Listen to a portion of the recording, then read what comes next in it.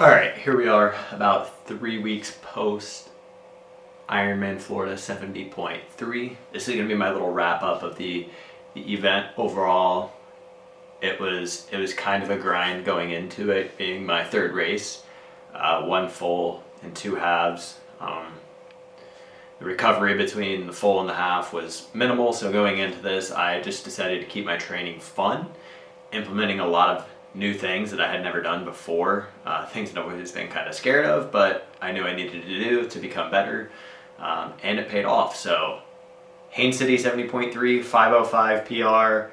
Had I been able to hold on to my run, there's always the what ifs, but I'm thinking it would have been 4:59 if I would have hit my paces. So lessons learned, but definitely ready for a productive off season. Now that I have this base built, I'm going to continue to build this base to hopefully then build into race next year. But that's a whole separate topic. So Haines City, local race to me.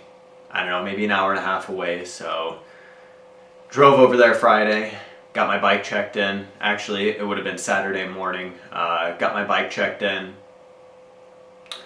checked everything out, and then went to eat super simple foods. The hotel we were staying at was about 40 minutes away in Lakeland, which we thought was going to be great until there was a winter market, and I guess some people say New York is the city that never sleeps. I'm going to say Lakeland, Florida is the city that never sleeps. They partied until about 3 or 4 in the morning, and I had to be up at 3:30 in the morning, so they were still partying as I was waking up, so sleep was to a minimal, so less than ideal, but no excuses. Come race day, you get pretty pumped up anyhow, so sleep could have been better, but brings us to race morning. Had to get up super early because we had that 40-minute drive. Make the 40-minute drive, and get there, and the bike setup was very different than any other race I've experienced. It was very compact. So be prepared for that, but got my transition all set up. Immediately regretted, Haines City has a very long transition, which I was at the very beginning, which is good. I got to my bike fast, but then I had to run my bike a quarter mile up and through the entire transition to get out.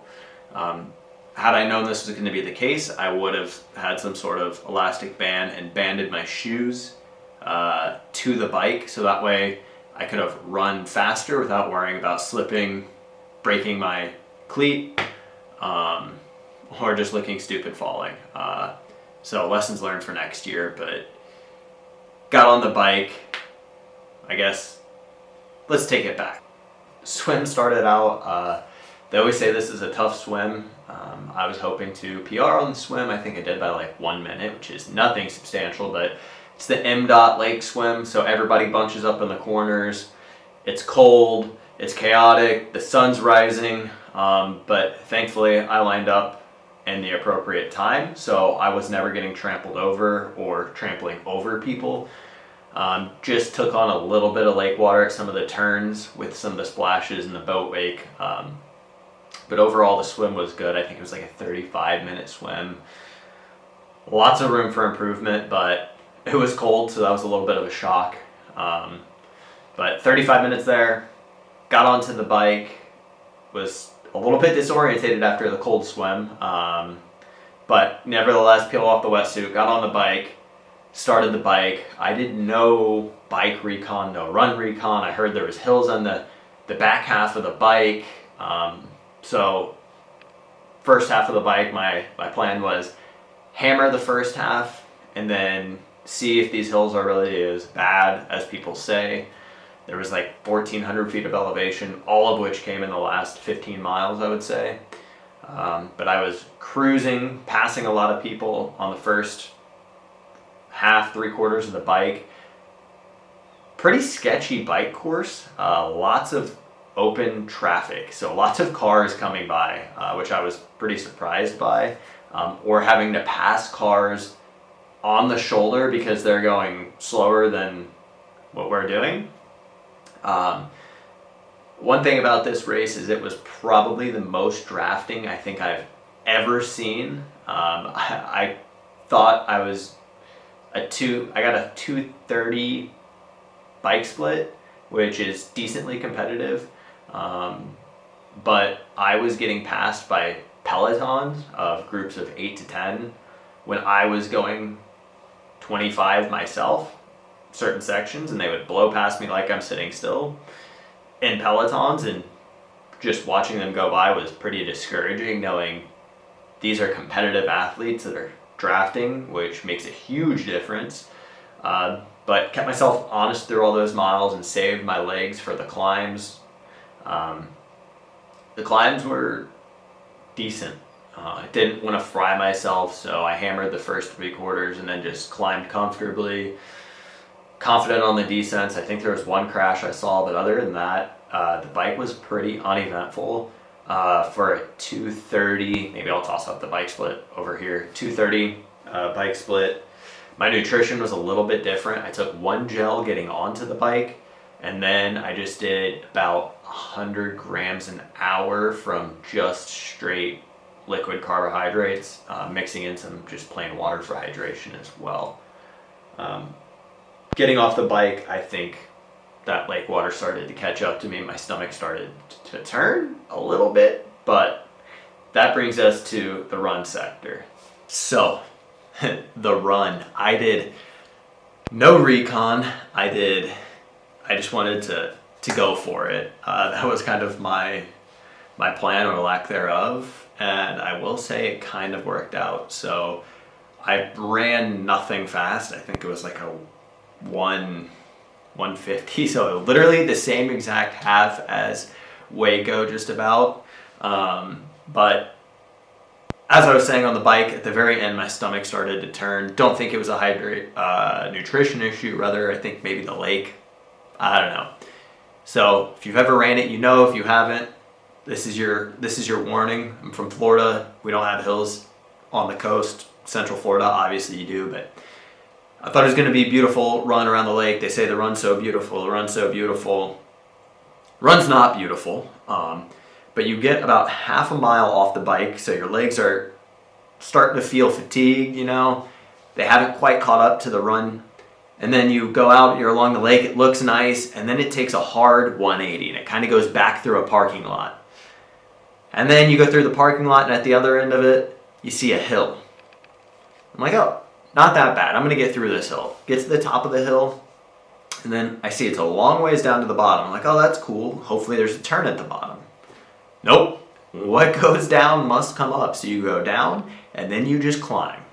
And my legs were absolutely hammered. I did 0 hill work. So coming off the bike, my legs hadn't even come back yet, and I'm suffering with my stomach, and my legs are fried. So I get to the top of this hill. So I want to say, go to the top of the hill, and then you went into a neighborhood, which was downhill. So you hit the U-turn, you come back uphill. About a mile in, it was almost a bad day to be my tri-suit. I ended up making it though to about mile 2. There was an aid station, stopped at the porta potty, so yeah, that definitely killed my average. But if I wouldn't have done that, I would have been walking. The run defeated me. I'm not a quitter. But this race really made me think. I'm like, dang, I'm gonna be walking, because it's a 2-loop course. And those hills were, I didn't know if that was going to be the whole course or not, but thankfully after those first 2 miles, it was relatively flat. But the sun came out and it was cooking at that point, well, like 80 some degrees. Get through the first lap, my legs, I felt cooked. Those hills took it out of me, but come mile 7, something just clicked in my head. So as soon as I got to those hills again, I'm like, you signed up for this. It's time to put up or shut up. And that second lap, I think, hurt a lot of people. A lot of people were walking on those hills. It was basically just a walking path, at least in my kind of time zone. A lot of people were just starting their first loop, or on the second loop just cooked themselves on the first one. Thankfully, mine was the reverse. On the second loop, my legs felt like I hadn't even run at all. So legs came around on the second loop. Couldn't really I didn't take in any gels because my stomach was already on the brink. So I had 50 grams of carbs in my handheld water bottle, which was a saving grace. So about halfway through that second lap, so about mile 8 or 9, my legs felt really good. So I started clicking off at a way quicker pace. Probably went from like a 9-minute 8:45 pace to like a 8-minute pace. And it just felt really, really good, which I was pretty shocked about because it was getting hotter, but my legs just finally started coming around. So went through, second half of that lap, amazing, just taking salt, ibuprofen, 3 ibuprofen before the race, 2 ibuprofen before the run, and then literally I didn't have time, I just spaced on it getting any sort of salt. So literally Himalayan sea salt in a bag. That was my run nutrition and strategy. So unfortunately or fortunately, I hit a like 148, 150. Once again, maybe I'll throw the time up here for my run, but overall 5:05 PR, so can't complain, but I know I can be better. Notes were taken, training, I've taken basically a week off of light duty work to let my legs and knees recover from a long season, but we're back at it and gonna go for a 440 and a competitive full distance. So here's the journey and here's to many more miles. Let's go.